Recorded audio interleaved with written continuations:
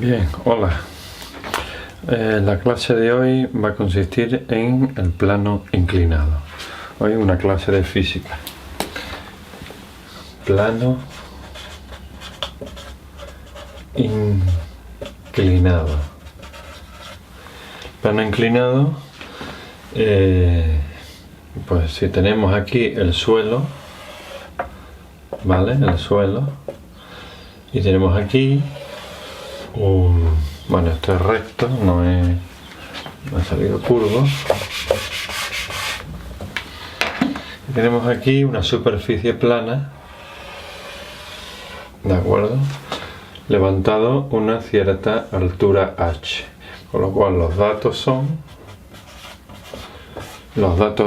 del problema sería el ángulo alfa, esto es conocido, la altura h también es conocido, y la masa que se encuentra inicialmente en el punto encima de h, ¿no? La masa m, ¿vale? Y la masa m. Estos son los tres datos que a mí me dan. Y a partir de ahí tengo que calcular qué velocidad tiene la masa m cuando pasa por el punto más bajo, es decir, por aquí, ¿vale? Porque claro, esto lo que hace la masa es bajar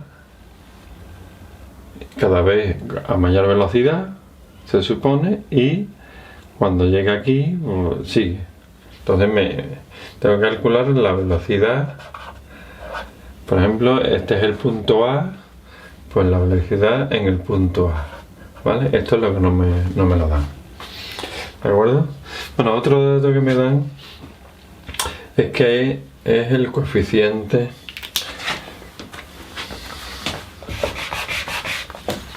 también me van a dar el coeficiente de rozamiento, que es mu, ¿vale? De la masa m sobre el plano. Es decir, que me dan estos cuatro datos y me piden calcular el volumen la velocidad en el punto A, ¿vale? ¿Cómo se hace este problema? Bien, yo lo voy a hacer por cinemática y por dinámica. Yo voy a poner vamos a ponerlo en otro color, las fuerzas que actúan sobre la masa m, en el mismo color. Sobre la masa m actúa, vamos a quitar esto porque esto ya se sabe. Sobre la masa m, ¿qué fuerzas actúan? Pues actúan, como es una masa, pues el peso ya sabemos que es dirección vertical y sentido hacia abajo. Este sería el peso, ¿vale? Una magnitud vectorial con la flechita arriba. También actúa la fuerza normal del plano sobre la masa m para que no se hunda, que sería perpendicular al plano y que pasa por la masa m. Es decir, esto sería más o menos 90 grados, pues, y en contra. Esto sería la normal. Es decir, el peso, la normal. Y luego, mientras que está bajando, como me han dado el coeficiente de rozamiento, por ejemplo, vamos a suponer que la masa m se encuentra en un momento determinado en esa posición. Entonces, el peso sería este. Es que me sale curvo pero recto. Este es el peso, la normal, que sería perpendicular hacia afuera, y la fuerza de rozamiento en contra del sentido de movimiento, la fuerza de rozamiento, y no habría más fuerzas, ¿vale? Entonces yo sé que como la masa m observo que se mueve hacia allá paralelamente a la superficie del plano inclinado y hacia abajo, quiere decir que hay una fuerza resultante con esa dirección y sentido. Es decir, que la suma de estas tres fuerzas, que son las únicas que actúan, dan lugar a un equivalente a las tres con esta dirección y sentido. Entonces,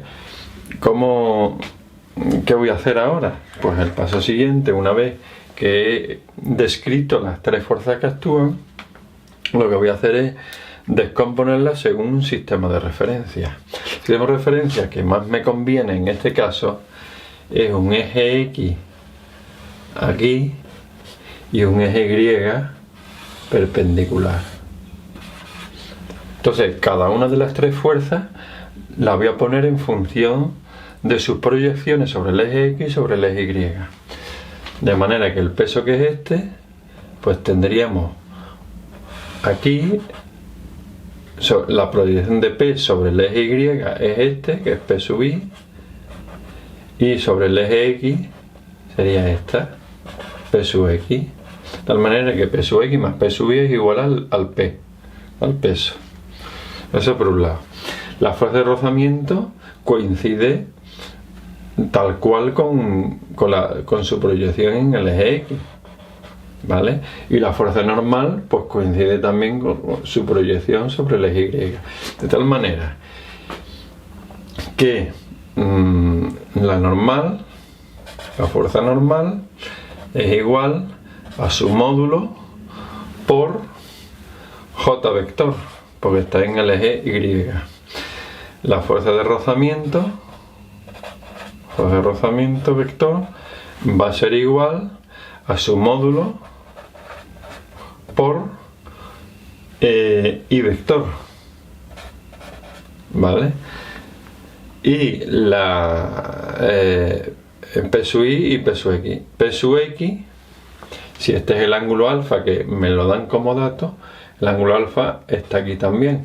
Entonces P sub X, el módulo de P sub X, vamos a poner módulo de P sub X va a ser igual al módulo de P por el seno de alfa.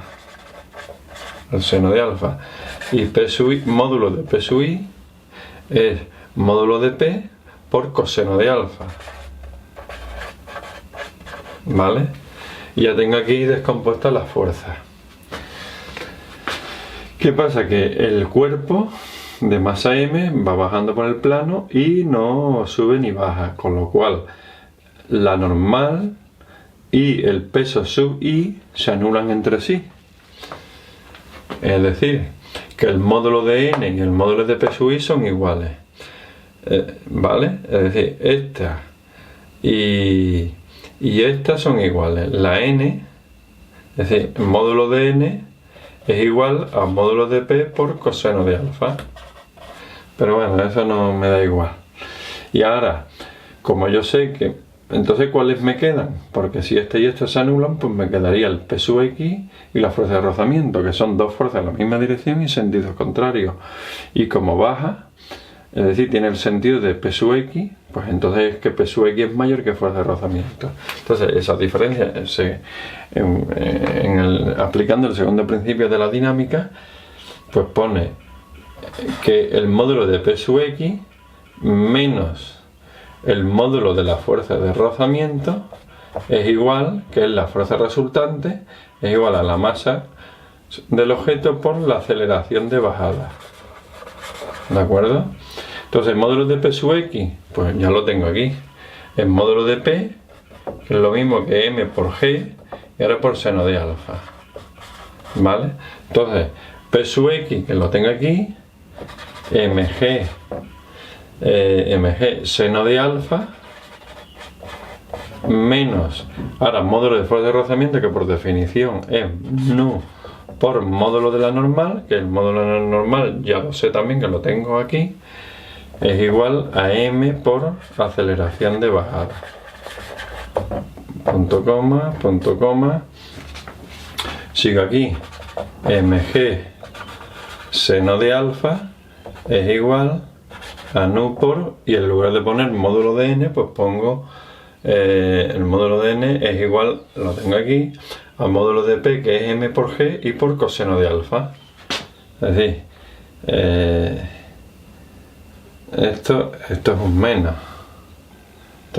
no es un igual, menos nu mg coseno de alfa es igual a m por la aceleración de bajada, punto y coma. Y ahora despejo aceleración de bajada, aceleración con la que baja el cuerpo, es igual a todo esto partido por m, pero todo esto partido por m, las m se me van y queda que esto es igual a g seno de alfa menos nu, la m se me ha ido, menos mu g coseno de alfa,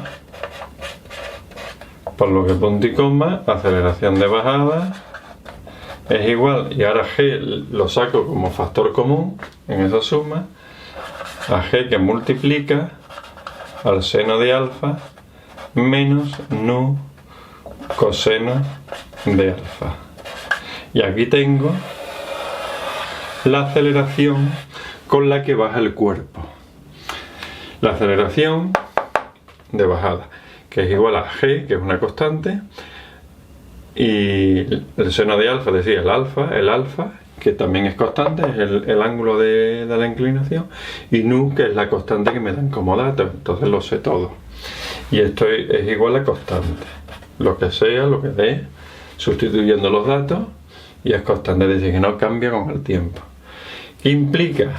Pues implica un movimiento rectilíneo uniformemente acelerado. Con lo cual, para calcular la velocidad en el punto más bajo, en el punto A, partiendo de reposo, porque aquí esto parte de una v inicial de 0 metros partido por segundo, en v sub a es igual a interrogación, ¿no? Entonces, como me dicen la h, que es esta, y ahora, bueno, voy a borrar porque si no, no me cabe. Voy a borrar, esto ya lo tenéis. Entonces aquí lo que queda ya, como es una constante, entonces esto lo hemos hecho por dinámica y ahora voy a explicar los conocimientos de cinemática del movimiento. Entonces, esto es h, hemos dicho, el tiempo no me dan nada de tiempo, con lo cual hay una fórmula del MRUA que te dice que v final al cuadrado menos v inicial al cuadrado es igual a 2 por aceleración y por espacio. ¿Vale? Entonces, utilizando esta fórmula es como voy a calcular la velocidad en A. ¿Qué significa esta fórmula? La velocidad final, para mí la velocidad final es la velocidad en A al cuadrado menos la velocidad inicial, que sería la inicial aquí, que es 0 al cuadrado, es igual a 2 por aceleración de bajada, entre la inicial y la final, que es la aceleración de bajada, y por el espacio este, que no lo sé, pero sí sé el ángulo y sé la h, entonces lo saco por trigonometría. Entonces la velocidad en A sería esta. Aplicando esta fórmula, en el caso del problema, quedaría que VA en A al cuadrado menos 0, es decir, nada, es igual a 2 por A, que es todo esto, lo sustituyo, es decir, que sería 2 por G, que multiplica a seno de alfa menos mu coseno de alfa, ¿vale? Y por el espacio. Por el espacio no lo sé, pero lo puedo calcular. El espacio sería, como esto es un triángulo rectángulo, pues esto es 90 grados, el espacio de este recorrido coincidiría con la hipotenusa de este rectángulo, pues entonces quedaría que, a ver, por ejemplo, de aquí, del dibujo, el seno de alfa, el seno de este ángulo, ¿vale? El seno de alfa es igual a cateto opuesto, que es h, partido por hipotenusa, que es lo que estamos nosotros, el s, ¿vale? Con lo cual s pasa aquí multiplicando y este pasa dividiendo, con lo cual s es igual a h partido del seno de alfa. Entonces, sustituyendo ese valor aquí, es por s, entonces en lugar de poner s, pongo h partido del seno de alfa. Del seno de alfa, que h me lo dan como dato y el seno de alfa pues también, ¿vale? El alfa y el seno de alfa. Entonces v en A, que es lo que me piden, v en A, despejando en esta ecuación, es igual como está al cuadrado, pues pongo la raíz cuadrada de todo esto, es decir, de 2g que multiplica el seno de alfa menos mu coseno de alfa entre corchetes por h, todo esto dentro de la raíz, h partido del seno de alfa. Y aquí tengo ya lo que vale v sub a. Esta sería la solución del problema. Venga, pues en otro vídeo, otro ejemplito de problema. Terminamos. Espero que os haya servido.